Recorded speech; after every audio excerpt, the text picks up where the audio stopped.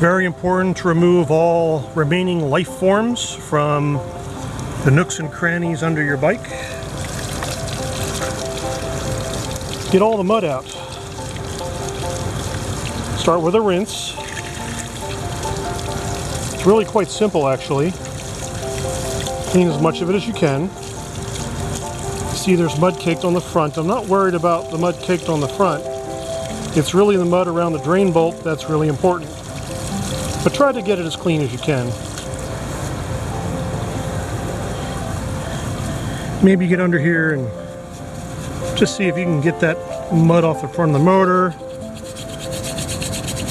Get it off underneath. Try to get the mud around the drain bolt off.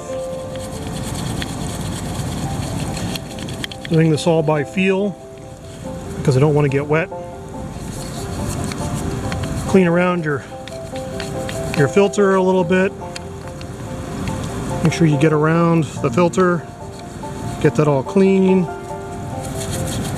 Scrub the bottom real good. Try to break off the mud if you can with your finger.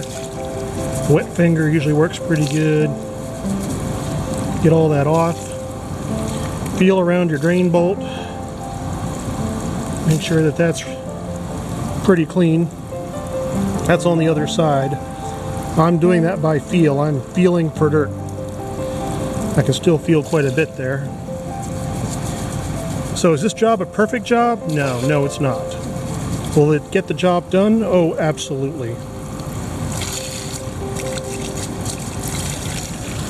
I still got to get rid of that critter. So what we're going to do is we're going to flush him out of there. Easy peasy.